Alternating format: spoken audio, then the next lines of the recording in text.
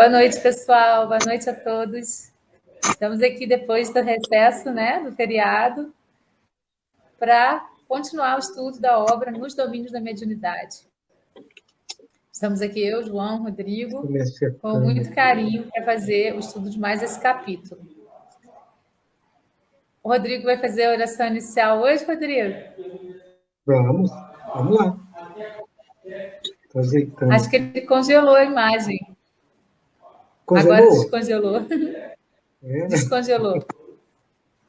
Então, Tá frio, né? Tá frio, estou aqui cobrindo as pernas de frio.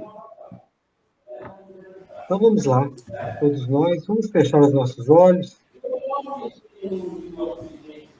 Vamos abrandar o nosso coração, permitir que a espiritualidade maior se coloque ao nosso lado, para que cada um de nós possa apoderar-se da própria fé, da própria esperança, de dias melhores, uma vida melhor, uma esperança maior,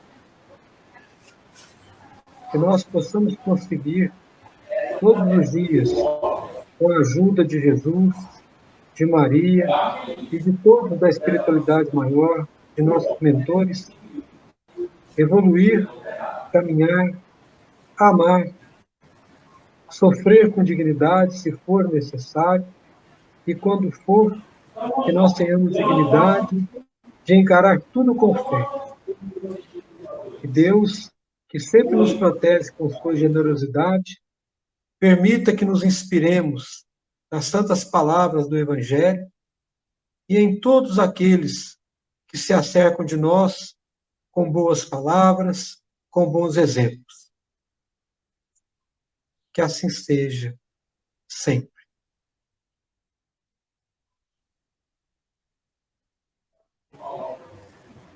O João escolheu a música de hoje novamente, né? E nós, então, vou declamar aqui para vocês. É uma música que foi interpretada por Nelson Rodrigues. E o autor dela... Nelson Gonçalves. Gonçalves. O Rodrigo é o teatro. Errei o nome. Rodrigues é o autor do teatro, então. E o compositor é Sérgio Bittencourt. Vamos à música. O título da música é Naquela Mesa. Naquela mesa, ele sentava sempre e me dizia sempre o que é viver melhor. Naquela mesa, ele contava histórias que hoje, na memória, eu guardo e sei de cor. Naquela mesa, ele juntava gente e contava contente o que fez de manhã. E nos seus olhos, de tanto brilho, o que mais que o seu filho, eu fiquei fã. Eu não sabia que doía tanto uma mesa num canto, uma casa e um jardim. Se eu soubesse o quanto dói a vida, essa dor tão doída não doía assim. Agora resta uma mesa na sala e hoje ninguém mais fala do seu bandolim. Naquela mesa tá faltando ele e a saudade dele tá doendo em mim. Naquela mesa tá faltando ele e a saudade dele tá doendo em mim. Agora resta uma mesa na sala e hoje ninguém mais fala do seu bandolim. Naquela mesa tá faltando ele e a saudade dele tá doendo em mim. Naquela mesa tá faltando ele e a saudade dele tá doendo em mim. Eu não sabia que doía tanto. Uma mesa num canto, uma casa, um jardim. Se eu soubesse o quanto dói a vida, essa dor tão doída não doía assim. Agora resta uma mesa na sala e hoje ninguém mais fala do seu bandolim. Naquela mesa tá faltando ele e a saudade dele tá doendo em mim. Linda a música, né? Linda. Dá vontade de chorar. A gente lembra das pessoas que estão faltando à mesa aí, É, né? Nós, eu não sei o que está acontecendo, mas está ecoando bastante. Nós sugiro que enquanto um de nós fala, os outros desliguem o som para que a gente consiga uma melhor qualidade de som. O que fazemos? Você quer comentar a letra, Valéria? Comento eu, comenta você, Rodrigo.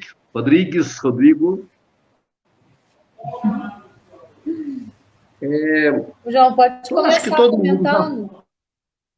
Eu acho que todo mundo já ouviu esta música. Esta música foi gravada pelo Nelson Gonçalves, depois ela foi regravada por inúmeros artistas brasileiros, e ela fala de uma mesa que há no canto da sala, e nesta mesa um pai de família reunia a família, e ali aconteciam coisas muito boas. Ele falava da vida, ele falava da esperança, ele falava do amor, e aconteceu que esse pai se foi, esse pai desencarnou, e o filho agora, contemplando a mesa, sente uma saudade incrível do pai que se foi. Então, o primeiro estrofe, ele fala, naquela mesa ele sentava sempre e dizia sempre o que é viver melhor. Então, o pai, sentado naquele canto, explicava ao filho a essência da vida. E nós todos, sem quase nenhuma exceção, nós que já perdemos um ente querido, com certeza temos objetos que nos recordam desse ente. Temos objetos que nos trazem recordações muito vivas. Por exemplo, na minha casa, na casa de minha mãe, o chapéu do meu pai permanece. Meu pai se foi em 2005, e o chapéu do meu pai permanece guardadinho num canto onde ele costumava guardar. A minha mãe pega, tira o pó, coloca lá de novo, uma lembrança. Mas a questão da pergunta é: será que estes objetos também são importantes para aqueles que já desencarnaram? Será que os desencarnados também têm relação de intimidade, de recordação com os objetos que foram preciosos para ele quando eles estavam encarnados? Mais ainda, será que os objetos que nós temos, por exemplo, esse dicionário aqui que eu tenho nas mãos, esse dicionário foi o primeiro dicionário que eu adquiri quando eu me tornei professor, e ele tem cerca de quase 40 anos, 36 anos de sala de aula. Comprei logo que eu comecei, né? Ele tem história. A minha Bíblia Sagrada, toda cheia de anotações, ela é para mim preciosa. Será que esses objetos guardam energias, guardam recordações? Nesse capítulo de hoje nós vamos ver que sim. Já começo fazendo um resumo do capítulo, meninos? O que vocês acham?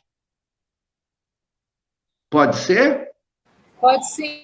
pode. Aí a gente vai comentando no meio, né? Aí a gente vai casando com a letra na medida que a gente vai avançando, né? Pois muito bem. Sim. O Hilário e o André estão fazendo uma visita para o Aulus.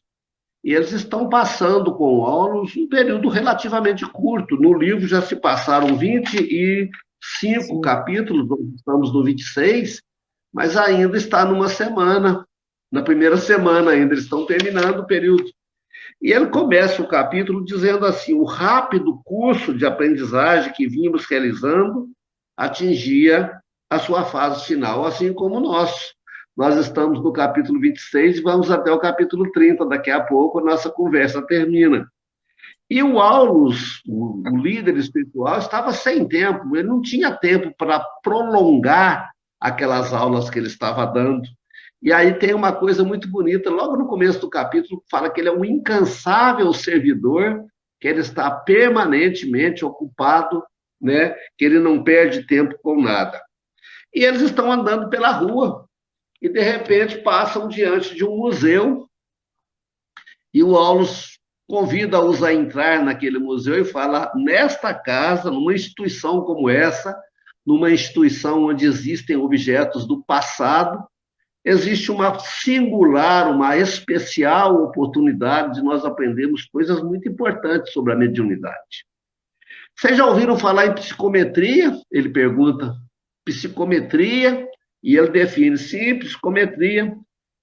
Em termos mediúnicos, essa palavra designa a faculdade, a possibilidade que os espíritos têm de ler impressões e recordações com objeto comum. Ou seja,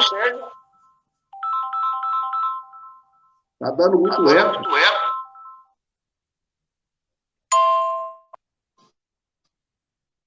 Foi aqui. Está me ouvindo bem? Tá. Tá, Pois é, começou a dar muito eco. Pois muito bem. O que ele está falando é a psicometria é a capacidade que o espírito tem de, pegando um objeto, tocando nesse objeto, ele sentir a emoção, perceber a cena, aquelas cenas que eram importantes daquela casa onde o objeto fora comprado. Na verdade, quando eles entram no museu, o André, que é muito curioso, começa a perceber que certos objetos têm uma espécie de uma névoa cobrindo, como se tivesse uma neblina sobre eles, e nessas neblinas tem os pontos luminosos. E ele fica intrigado com aquilo. Alguns objetos estão limpos, normais, e outros objetos têm aquela fluorescência, como se ele tivesse meio luminoso. E ele pergunta para o Aulus, por que esses objetos estão assim? Fala, sabe o que é? Os amigos espirituais vêm muito no museu. Eles gostam, os desencarnados gostam de recordar passado. E os objetos que eles tocam, os objetos que eles buscam para recordar passado, ganham esta crosta de energia, ganham esta camada de energia. E aí, eles se aproximam de um velho relógio, um relógio muito bonito, e aquele relógio está todo luminoso, e o Aulus fala para o André, toca nesse relógio, experimente, toque nele. E o André, então, põe a mão no relógio, e no exato momento que ele põe a mão no relógio, ele vê com os olhos espirituais uma sala de um outro tempo, onde existe um marido, uma mulher e 2 filhos ainda jovens sentados numa mesa, conversando, o pai dando conselho aos filhos. E no centro da casa, o mesmo relógio ocupando o espaço de destaque na parede. Então, o Aulus explica para ele, olha, como os espíritos vêm aqui, esses 2 rapazes vêm aqui sempre recordar dos pais, dos momentos bons, e trazem esta energia para este relógio, ela fica impregnada nele, e você, com os olhos da mente, consegue ver. Né? Olha que coisa interessante, gente. A importância, eu fico pensando, sabe, quando a gente fica enfesado e sai pela casa batendo portas, xingando coisas, a gente está impregnando os objetos também de energia negativa. Ai, ai, ai. Né? Quando nós temos um bem precioso que nós queremos bem, e de repente vendemos esse bem, um carro, por exemplo, e ficamos morrendo de saudade daquele carro, morrendo de dó daquele carro, ai, ai, ai, para o próximo dono, né? Mas isso é outras coisas. E aí eles começam a conversar sobre esta capacidade que os objetos têm, e o Aulus explica para ele, olha, o objeto conserva as formas, pensamento que foram importantes para aquelas pessoas. E aí eles continuam andando um pouco mais à frente, tem um episódio muito interessante envolvendo um espelho. Mas eu acho que aí seria oportuno eu passar a palavra para vocês, porque senão eu conto o capítulo todo de uma vez, perde a graça. Quando a gente acabar de apreciar essa parte até aqui, aí eu volto na história do espelho. Pode ser? Pode. Então, é com vocês. Pode. Então, essa capacidade, né, o João destacou bem, é importante que a gente ressalte que ela é tanto positiva quanto também negativa. Né? A maneira como a gente toca os objetos, tem alguns estudos de radiestesia, de algumas terapias bioenergéticas que dizem que, por exemplo, a madeira ela não guarda nenhum tipo de sentimento ou de alguma coisa assim. Só que eu não acredito que espiritualmente isso possa acontecer. Por exemplo, um violão feito de madeira. Se uma pessoa adora aquele violão, se a pessoa utilizou aquele violão uma vida inteira, ela tem como plasmar esse violão na vida aí, né? Pós-vida, não pós-vida, na verdade. Então, eu acho que todos os objetos, inclusive os de madeira, guardam sim, né? Aquelas sentimentos, aquelas sensações que a gente passa para eles no nosso dia a dia. Então, se a gente, na mesa, por exemplo, né, como na música, se na mesa da casa, que geralmente é uma mesa de madeira, existe muita discussão, existe muita briga, as pessoas sentam e começam a falar coisas ruins umas para as outras, aquilo fica cristalizado naquela mesa. Assim como, né, como ele falou na música, quando se falam coisas boas, quando se compartilham coisas boas, aquilo também fica cristalizado. Tem um estudo que uns japoneses fizeram com a água, né? Eu acho que, não sei se eu já comentei sobre esse estudo aqui. Eles pegaram vidrinhos, colocaram água e na frente desse vidrinho eles escreveram palavras. Tipo, amor, felicidade, harmonia. No outro ele escreveu ódio, escreveu até Hitler, escreveu rancor. E depois eles estudaram e eles ficavam lendo essas palavras, né, transmitindo aquele sentimento para a água. E depois eles foram pegar o microscópio e observar as partículas da água. E fotografaram essas partículas. Nos vidros em que tinham palavras benevolentes, né? Amor, carinho, atenção, os cristais da água eles se transformaram em mandalas maravilhosas. Eu vou falar mandalas assim, porque é a visão que eu tenho, né? Então, assim, imagens de cristais maravilhosas, espécies de mandalas mesmo, lindas, né? Assim, indescritíveis. Naquelas em que tinham palavras negativas e até o nome do Hitler, as partículas da água ficaram deformadas, totalmente deformadas, feias, né? Ruins de se ver.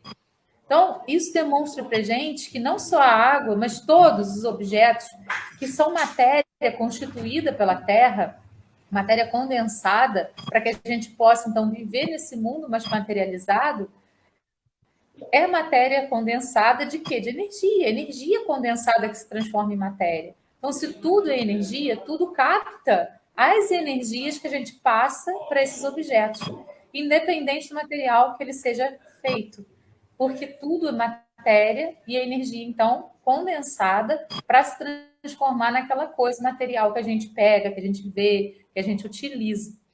Então, se a gente, né, o nosso carro, por exemplo, a gente está andando de carro e o carro dá um defeito, a gente começa a xingar o carro, começa a maldizer o carro, você é um horror, que porcaria de carro, você é um carro velho. A gente pode até pensar que isso é bobagem, mas ele capta essas energias. E ao invés de ele pegar, dele dar um resultado positivo para a gente, provavelmente ele vai paralisar, ele vai estagnar, ele vai ficar, porque aquelas palavras, elas não vão ser palavras que vão fazer com que ele possa pegar novamente, levar até um lugar. Mas a gente é muito difícil, né? Mas tá lá com o carro enguiçado e fala palavras. Nossa, carro, muito obrigado por você ter me trazido até aqui, né? Você foi um companheiro até aqui. De repente, ele tem mais um suspirinho de vida e leva a gente até um pouquinho mais adiante, porque a gente está jorrando uma energia positiva para aquilo. Nossa, mas é coisa material. Mas tudo é energia condensada, que se transforma em matéria, como eu já falei, para que a gente possa utilizar essa matéria no nosso dia a dia. Então, é importante que a gente glorifique tudo, que a gente agradeça tudo, a cada objeto que faz parte do nosso dia a dia, né? A cada objeto que vai fazer uma composição daquilo que nós, na nossa casa, nós caminhamos para nossa casa, no nosso trabalho, né? Por exemplo, nós professores trabalhamos com quadro, pincel, data show, né? Gratidão, quadro, gratidão, pincel, por você estar aqui à minha disposição. A gente não faz isso. Mas se a gente fizesse, a gente teria uma resposta muito mais positiva do mundo para a gente, do planeta para a gente. E isso fica provado nesse capítulo. Porque quando a gente desencarna, a gente sente falta de algumas coisas que a gente utilizava na Terra de uma maneira interessante. E então, a gente vai lá e condensa energia para transformar essa energia na coisa que a gente gosta tanto. E ali a gente vai colocando aquelas energias positivas, né? No umbral, eu acredito que eles condensem coisas negativas e façam o mesmo procedimento, mas para o lado negativo. Então, eu acho que a gente pode parar para pensar um pouquinho nisso, né? Qual é a energia que eu estou jorrando para os objetos que tanto contribuem comigo no meu dia a dia? Que tipo de energia eu estou fazendo? Como o João falou, você vai bater uma porta, você vai chutar uma porta, você vai chutar o sofá, né? Por que não ter carinho com tudo que está ali à nossa disposição, nos servindo? Porque está nos servindo. Eu acho que a reflexão sobre isso fica. E tem tudo a ver com a música, né? Porque a mesa, enquanto o pai estava vivo, ele reunia as pessoas em torno dela. Quando ele se foi, esse hábito se esvaiu, infelizmente. Por que não dar continuidade ao hábito? Né? Aquilo não tem que gerar dor na gente, tem que gerar um saudosismo gostoso. Meu pai fazia isso, eu dei continuidade a esse ato, porque era tão bom para mim, né? Então a gente tem que continuar sentando em torno da mesa, mesmo sentindo a falta daquela pessoa, porque ela vai ficar feliz do lado de lá, porque ela se sentia bem fazendo aquilo, né? E às vezes é um momento que ela vai recordar e a gente está dando continuidade. Então, ao invés de a gente ser tão egoísta e pensar tanto no nossa dor, a gente pode fazer um movimento contrário, né? A gente ser mais altruísta e pensar na continuidade daquele.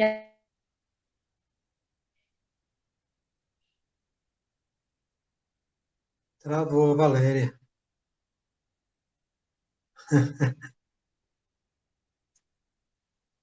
Eu vou aproveitar que ela travou lá, João. Tá travada para mim, tá para você também, a Valéria? Não, não. Ela travou sim. Ah, então tá. Eu tô aqui enquanto vocês estavam Voltei. falando. Você deu uma travadinha para nós aqui, Valéria. Aí, então. Mas eu já tinha terminado o que eu gostaria de colocar.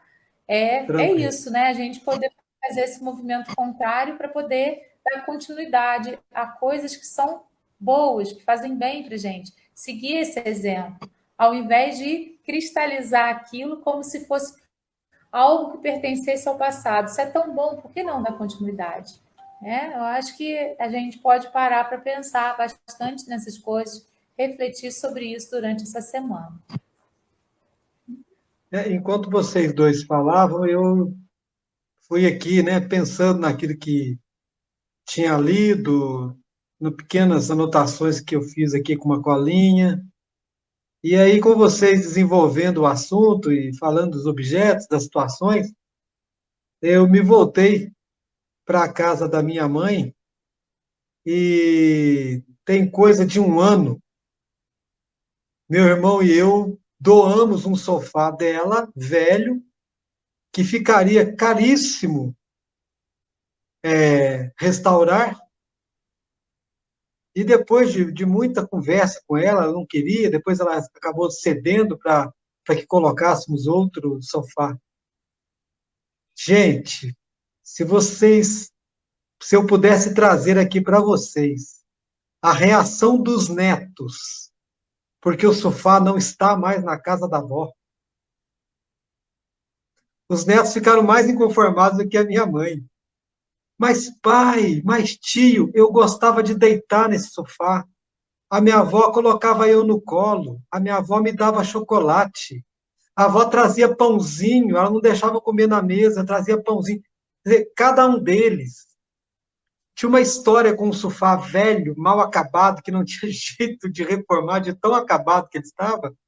Mas na memória deles, eles queriam se juntar agora, recentemente, todos adultos, todos trabalham. A gente vai se juntar para reformar o sofá. E aí eu estou aqui, né, degustando o que vocês estão falando.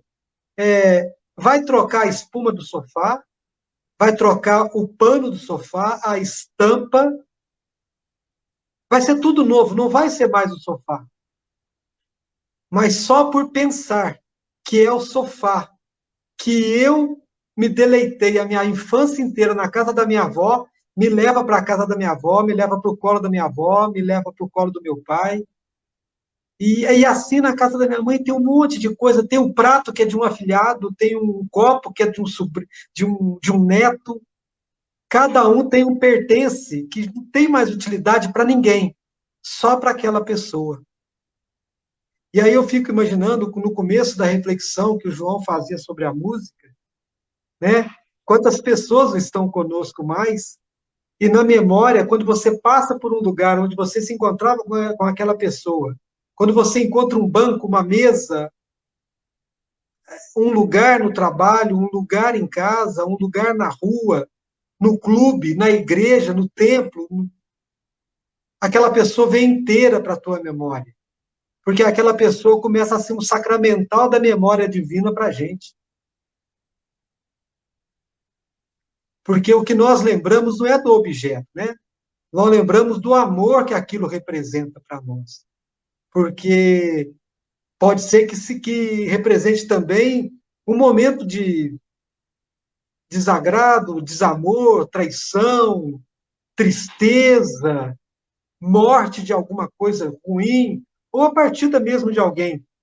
Mas o livro é muito, o capítulo é muito bacana, porque tem um momento que ele fala assim, eu não sei se é um pouco antes ou um pouco depois, João, de onde você vai retomar a contagem da história, ele fala assim, almas e coisas, ou seja, pessoas e objetos, conservam do tempo e do espaço eternos na memória da vida. Ou seja, como a vida não vai acabar com a morte do corpo, todos esses objetos vão continuar na memória.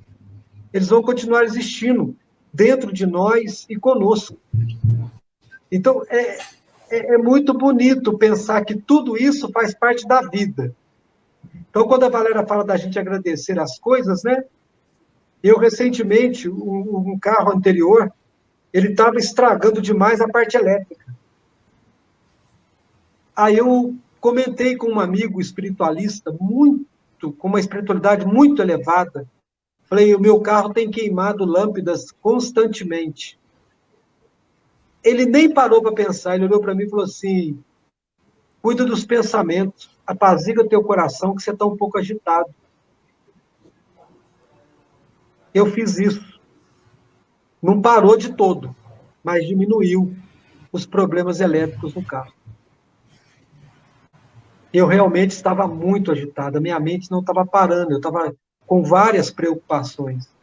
Então, a forma pensamento não é tentar construir uma forma pensamento só do belo, mas é tentar construir também uma forma pensamento de controlar as ansiedades que nós temos. Nós sobrecarregamos tudo que está à nossa volta com a nossa ansiedade, com a nossa intolerância. Com todos os sentimentos, com todos os sentimentos que a gente tem, né? Todos.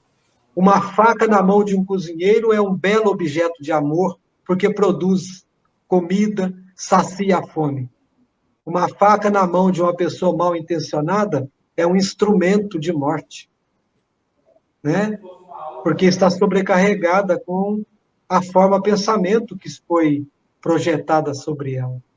Então, assim, é um capítulo, para variar, né? O livro que teve cada capítulo é uma riqueza, é uma coisa absurda, maravilhosa.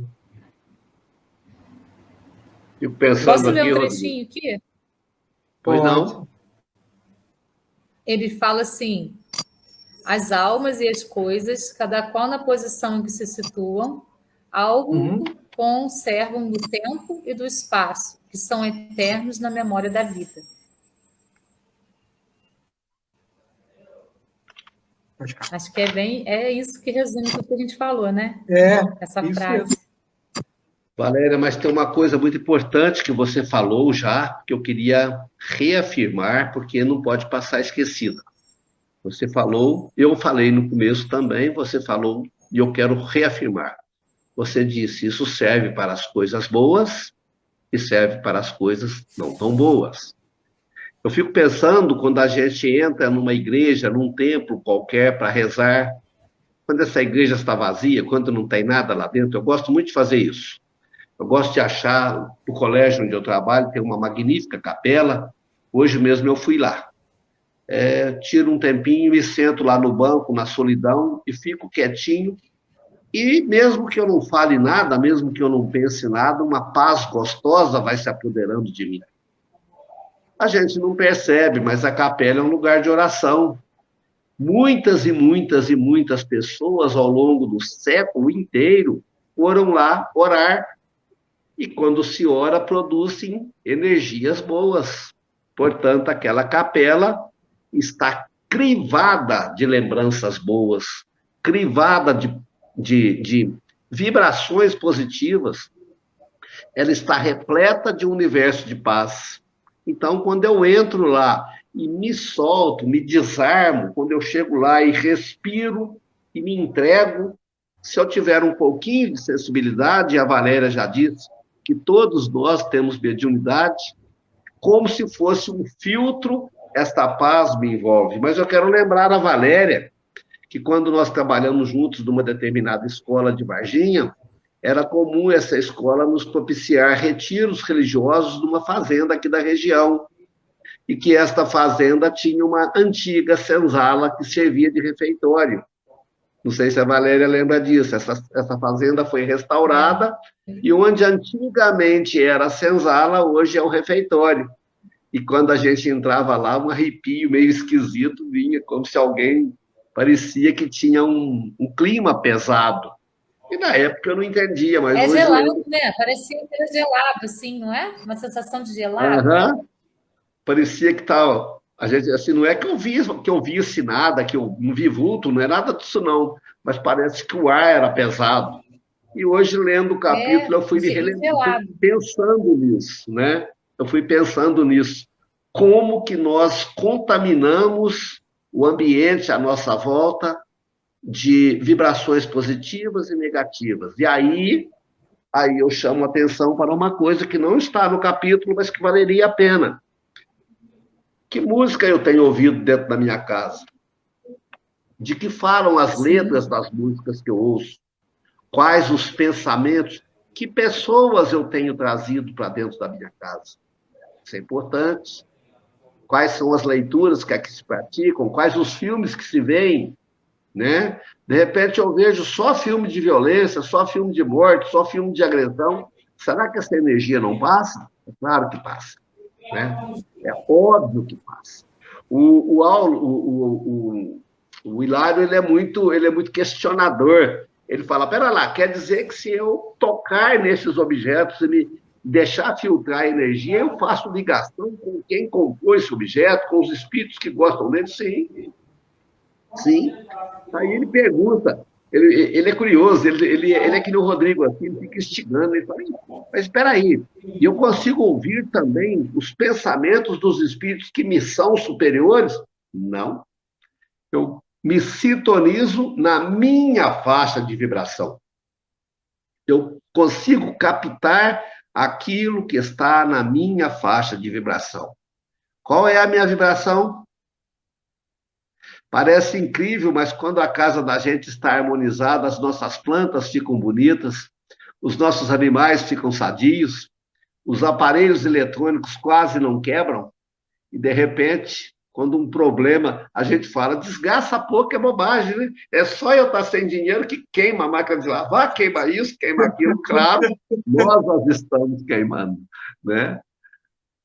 Esse capítulo foi maravilhoso, ele me fez refletir muito, né? Toco a explicação, continuo com a explicação, com o resumo, o que eu João, faço? Vocês mandem e só para aproveitar a deixa sua, eu trabalhei numa instituição também, e, na época, coube a mim formar a equipe, eu procurei levar muitas pessoas com quem eu já tinha trabalhado, confiava pessoalmente, não só tecnicamente, mas como pessoas, né?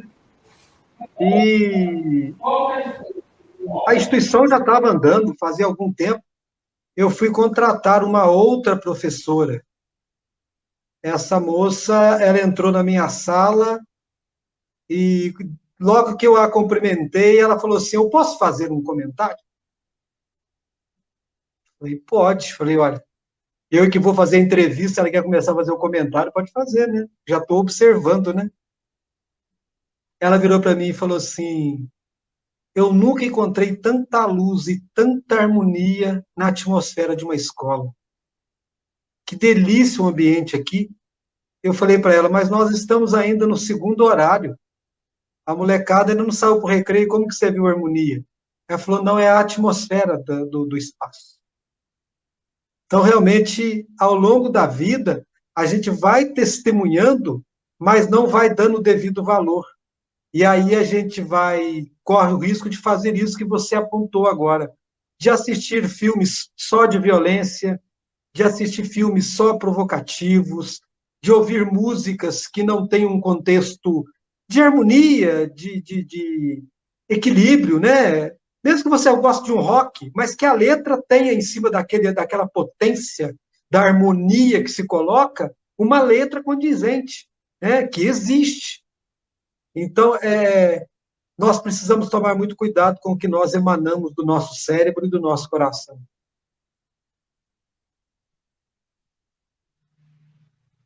Sim, sim. Pois muito bem. Aí eles continuam andando pelo museu. Vão passeando pelo museu, observando que tem alguns seres encarnados ali e tem muitos seres desencarnados. O museu não é visitado só pelos encarnados, muito pelo contrário. A gente sabe que sempre que tem um encarnado, tem desencarnado perto. E eles chegam perto de um espelho muito bonito, um espelho maravilhoso. E nesse espelho tem 3 encarnados e uma desencarnada. E a moça, a desencarnada, está com a cara muito feia, ela está profundamente desgostosa com o fato de que aquelas 3 pessoas estejam admirando o espelho que ela considera como dela. Ela está bem desagradável. Aí ela chega e toca. É uma senhora e 2 rapazes, os encarnados que estão observando. E a moça, o espírito, né, chega e toca no ombro da senhora encarnada, e a senhora encarnada dá um arrepio e fala: epa, vamos embora daqui, que aqui tem um sopro de morte, aqui não tá legal não, vamos embora. E se afastam, e a hora que elas se afastam, a mocinha faz uma carinha de vitoriosa e fica toda feliz olhando o espelho. E aí eles perguntam para o Aulus: peraí, como assim? O Aulus toca na moça, toca no espelho, ele é muito competente e ele rapidamente capta a história e ele conta: olha, esta moça, quase um século atrás, eu tenho até a data é em 1791, no período em que a França estava vivendo toda aquela agitação pós-Revolução Francesa, porque logo depois que teve a Revolução Francesa, começou uma briga muito intensa para quem dirigiria a França, e mais gente morreu no pós-Revolução do que durante a própria Revolução. As partes que se juntaram para derrubar a nobreza começaram a brigar entre si. E o ambiente da França ficou muito instável, uma família francesa refugia-se no Brasil, e um jovenzinho, ainda muito jovem francês, conhece aquela mocinha, e os dois se apaixonam e juram que vão se casar. E aí acontece o quê? A situação da França melhora e a família resolve voltar para a França, levando aquele rapaz, agora um jovenzinho que começava a mal falar em casar. E o que é que ele faz? Ele dá aquele espelho de presente para a mulher que ele ama e fala para ela: eu volto, isso aqui é uma recordação. E vai embora para a França. Só que uma vez na França, o que acontece? Ele acaba se esquecendo dela, conhece uma outra mulher, se casa com a outra mulher, o tempo passa, a mocinha esperando por ele desencarna e fica voltando no espelho, que é a ligação que ela tem na pessoa que ela ama, que prometeram um dia voltar e não voltou, nunca voltou. O Hilário, sempre o Hilário, questionador, fala: peraí, e como é que esse trem vai se resolver? Como é que vai se resolver isso? Ele falou: olha, a providência divina é maravilhosa. Não se assuste se um dia uma pessoa passar aqui e resgatá-la. Quem? O próprio cidadão que prometeu que voltaria, agora reencarnada em outro corpo, né? Ou a moça com quem ele se casou na França, a, a estrutura divina é tão maravilhosa que o mal que eles causaram, eles vão resgatar. E não se assuste se ele voltar, por exemplo, como esposo dela, ou se ele voltar, se aquele casal adotar essa criança, esse espírito, como sendo uma filha. E aí o Hilário pergunta, mas não existe um jeito de curá-la sem esse trama da reencarnação? Ele fala, tem, mas uma coisa é certa, o mal que nós fazemos, nós mesmos temos que trabalhar para resgatá-lo. Olha que show! Olha que coisa mais linda! Eu achei esse pedaço arrepiantemente belo. É uma história de amor e fiquei assustado, Valéria, com o tempo. 1791, e a lembrança ainda está lá. E eu fiquei pensando nas vezes que a gente faz promessas, porque fazemos, e não as cumprimos. Nas vezes que a gente maltrata uma pessoa e depois se esquece. E fica tudo bem. Será que fica tudo bem mesmo? Esse capítulo me botou uma baita de uma interrogação na cabeça. É importante a gente valorizar as coisas que a gente tem, valorizar os objetos, as pessoas, as situações, mas também é importante a gente não se apegar. Existe uma diferença aí, né? Porque esse apego, ele vai gerar karma, né? Porque a gente vai ficar apegado àquilo e a gente não vai conseguir se desvencilhar e aquilo vai virar alguma coisa que vai ser ruim para a nossa existência. Então, é importante a gente ter essa noção. A gente precisa agradecer a tudo que nos... tudo que está à nossa disposição, tudo que está nos servindo, ser grato a tudo isso, mas sem apego, né? Porque o apego vai fazer com que a gente tenha caminhos que não são interessantes. E é isso que aconteceu com essa moça. O apego dela foi tão grande, ela não conseguiu se desvencilhar disso, que ela acabou ficando nessa perspectiva tempos e tempos e tempos, porque o tempo e o espaço, eles são criações nossas, aqui da Terra. No mundo desencarnado, né, na pós-vida, o tempo e o espaço ele é relativo, ele é diferente do tempo da Terra. Então, esse tempo que ela ficou, a gente não tem como mensurar, né, o que é, mas foi um tempo de estagnação.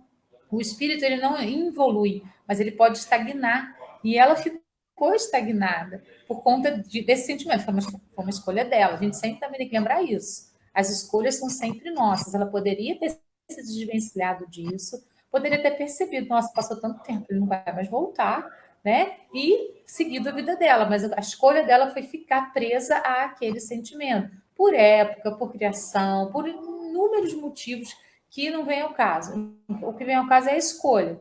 Então, a gente precisa tomar bastante cuidado nessa distinção, né? De valorizar, sim, as coisas, agradecer, ser grato, mas não se apegar, porque o apego também é ruim. Porque a gente chega, às vezes, na casa de determinadas pessoas, elas têm aquele monte de cacarequinho, né? Que fica pegado aquilo como se aquilo fosse uma coisa de... Se sumir aquilo, a pessoa que tinha aquilo também vai sumir da minha vida. Não vai sumir. Né? Às vezes aquilo a gente pode tirar uma foto, guardar aquela foto, olhar para a foto de vez em quando, mas se desapegar daquele objeto e depois se desapegar até da foto, porque o apego ele não é legal. Ele vai fazer com que a gente estagne em determinado momento da nossa história pregressa.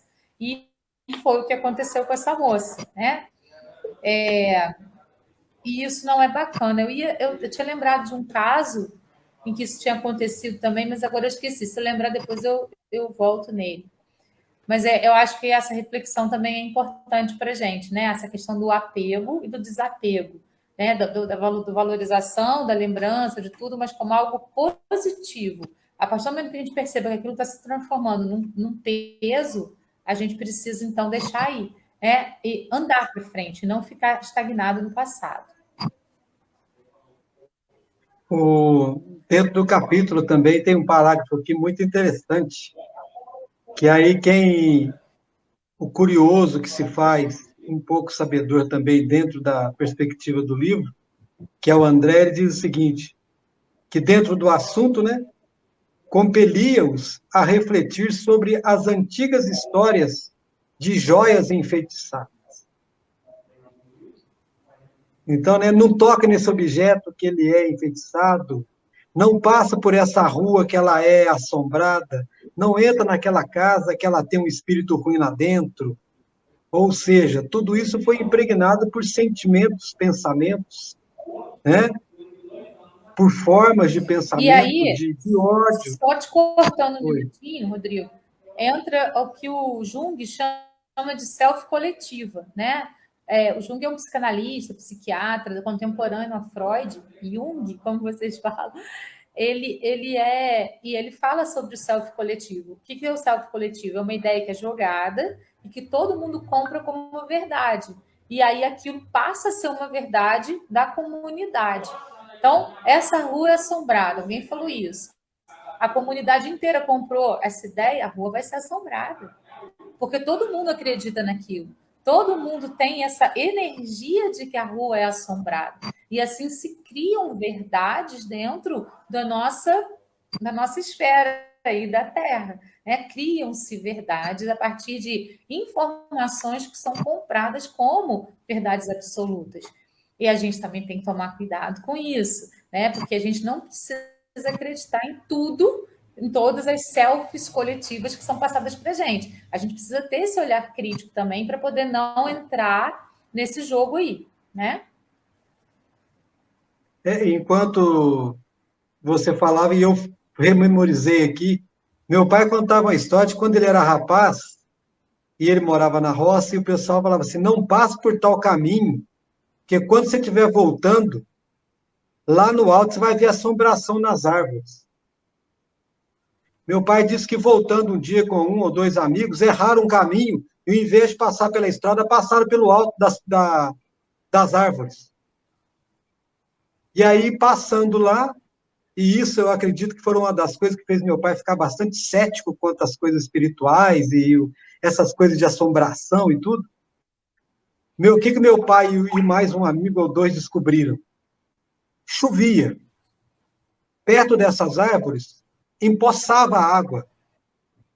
A luz da lua refletia na água, que balançava, o reflexo da água acontecia nas árvores. Então, parecia que estava passando alguma coisa nas árvores. E a turma, então, perna para que te quer, era só passar. Não existia, nunca existiu assombração. O que existia é o que você falou e que o Jung, né, o nosso Jung aqui, colocava, o self coletivo.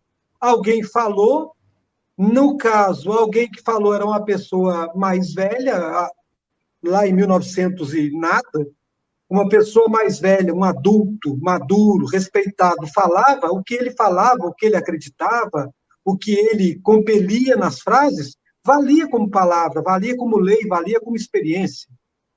Né? Então, é muito delicado isso, as pessoas, joias de família enfeitiçadas, ninguém usa, todo mundo que usa acontece alguma coisa ruim. Ou seja, pode até ser que a pessoa tenha, né, o dono primeiro da peça tenha se apegado demais e ficado com ciúmes da peça. Mas nós temos também pessoas que têm ciúmes que as levam a ser possessivas, que não permite que a pessoa amada seja mais amada por ninguém. Né? São perigos de selfie pessoal e selfie coletivo que nós não podemos permitir que ocorra entre nós. Né? Mas só tentando começar a ir para o final, começar a ir para o final é ótimo, né? O capítulo, ele fala de 3 palavras fantásticas no final. Ele fala assim, em tudo vemos integração, afinidade e sintonia, porque é através do pensamento que comungamos uns com os outros em plena vida universal. Ou seja, estamos comungando tudo que passou por nós através da eternidade, no pensamento. Através do pensamento. O pensamento sempre, né, presente aí em todos os capítulos. Essa frase é Em linda todos os mesmo, eu sugeri a capítulos. leitura dela também. A mediunidade sendo trabalhada Pensamento pelos é pensamentos. através desse, é isso que gera as selfies, tanto coletivas quanto individuais, que geram as impregnações dos objetos com os sentimentos que a gente tem, são os pensamentos que a gente emana. Por isso que o João tem muita razão quando ele fala que a gente precisa tomar cuidado com qual música a gente está ouvindo, com qual filme a gente está assistindo. Às vezes até um jornal, né, que é muito sensacionalista, que passa ideias assim de uma maneira muito sensacionalista para a gente tem que tomar cuidado. Será que é isso mesmo? Será que a gente precisa disso? Ou será que não, né? A gente pode trabalhar em outra perspectiva. Não que a gente tenha que ser alienado e não saber nada do que está acontecendo. Só que a gente não precisa acreditar em tudo que falam para a gente. A gente precisa, mais uma vez, ter senso crítico e ir atrás da informação, né, mais próxima do real. Porque a gente nunca vai saber qual é o real absoluto, porque cada um tem um real, né? Então a gente vai para aquela informação mais próxima do real com o menos sensacionalismo possível. Então, né, em casa a gente não assiste televisão, já tem anos, anos e anos e anos que a televisão não existe mais na minha casa. As pessoas falam, como você consegue ficar sem televisão? Gente, é hábito, já me habituei. Então, assim, quando eu entro numa casa que tem televisão, parece que eu estou entrando no passado, sabe? Aquelas propagandas, e são as mesmas propagandas, são as mesmas músicas que eles põem nas propagandas. Parece que é para fazer você ficar realmente ali compenetrado numa sistemática, né? Então, é uma escolha nossa. Lá em casa, meus filhos, ninguém mais sente falta de televisão. A gente assiste séries, a gente assiste, mas o que nós escolhemos como algo que vai fazer bem pra gente. Eles assistem as séries deles, assistem as minhas séries, coisas que a gente escolhe dentro da numa perspectiva, como o João falou. Né? O que eu estou vendo? Do que eu estou me nutrindo? Porque isso nutre a gente também. Né? Se a gente se nutre de violência, a gente vai se transformar em pessoas ansiosas, nervosas, medrosas. E o medo é o contrário do amor. Uma coisa que eu queria deixar para vocês pensarem também hoje é o seguinte: eu tenho pensado muito nisso e eu queria passar essa reflexão para vocês. Nós somos feitos à imagem e semelhança de Deus. Isso é uma coisa que tem permeado a minha cabeça. Se somos feitos à imagem e semelhança de Deus, nós somos amor, nós somos benevolência, nós somos compaixão, nós somos criação. E tudo que nós precisamos saber está dentro de nós. Então a gente não precisa aprender, a gente precisa relembrar. Percebe? Olha como isso é profundo. A gente não precisa aprender, a gente precisa relembrar aquilo, aquela partícula de Deus que está dentro da gente. A gente precisa deixar florar para que a gente relembre quem nós efetivamente somos. Então vamos pensar nisso. Não sei se vocês concordam comigo ou não, mas eu tenho pensado muito nisso nesses últimos tempos. A gente tem muito essa questão do aprendizado. Isso aconteceu comigo por causa desse aprendizado. Não, aconteceu isso comigo por causa da minha escolha. Isso vai me levar a lembrar de alguma coisa para eu poder agir de modo diferente. Está dentro de mim já. Né?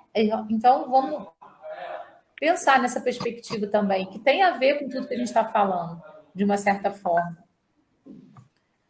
Vamos lá, gente. A Valéria errou o Vamos nome do fazer a artista oração. da música. No começo, ela Oi? falou que era. A Valéria errou o nome do cantor no começo, ela falou que era Nelson Rodrigues. Mas tem uma razão aí, porque tem um outro cantor chamado Jair Rodrigues, que canta: Meus pensamentos tomam forma de viagem, vou para onde Deus quiser.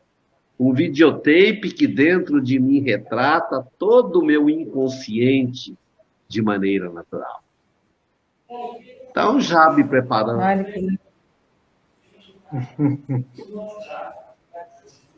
para a oração. Rodrigo, você quer falar algo mais? Não, Rodrigo, não, você tem algo mais? Posso fazer a oração? Quero convidar você, então, a pensar. Já que pensamento tem esse poder, eu quero te convidar a escolher uma pessoa, uma casa ou uma situação para você amorizar. Eu quero que você acredite agora comigo que você é imagem e semelhança de Deus, como Valéria acabou de dizer. E que você reúna todo o desejo de bondade que você puder no seu coração e enderece para alguém. Eu, inicialmente, quero endereçar esse pensamento de gratidão aos benfeitores dessa casa, do Centro Espírito Paulo de Tarso, que permite que essa live chegue nos corações de tanta gente. Quero endereçar essa minha gratidão a todas as pessoas, encarnadas ou não, que de uma forma geral acabaram esse centro progrida fazendo bem. Oro para todas as pessoas que, de uma forma geral, se conectam a esta casa, como nós agora falando, como você agora ouvindo, ajudando, de qualquer maneira que seja. Deus de infinita misericórdia, bondade suprema, aceita a nossa prece como agradável aos teus ouvidos. Toma a nossa vontade de fazer o bem e que ela seja multiplicada, que ela se espalhe, que ela atinja os corações mais endurecidos, ainda que esse coração seja o nosso próprio.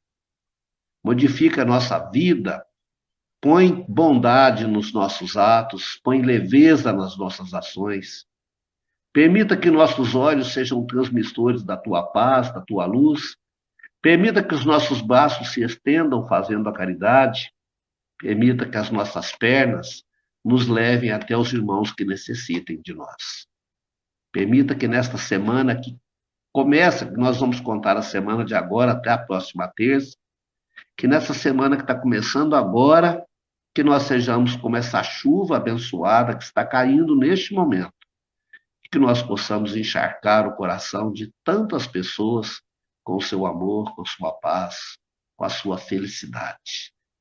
Que nós possamos retribuir a toda a esperança que os espíritos superiores põem no nosso trabalho, devolvendo o amor, ainda que de uma forma diminuta, fraquinha, e que nós cresçamos nesse ideal pela tua infinita misericórdia. Que assim seja.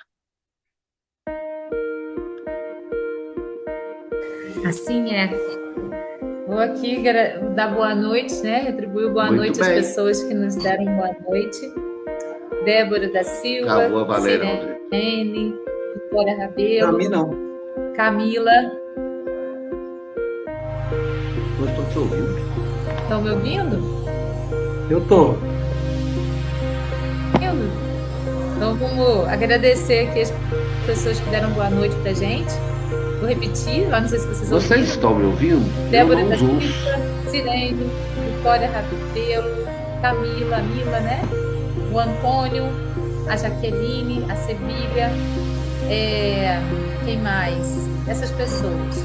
Boa noite a todos, gratidão pela companhia, gratidão por vocês estarem aqui junto com a gente, fazendo esse estudo, né? Prestigiando aí a gente, tudo que a gente está falando. Gratidão a todos, pessoas encarnadas, desencarnadas, espíritas, não espíritas. Gratidão. Namastê. Até semana que vem, com o próximo capítulo do livro. Tchau, tchau.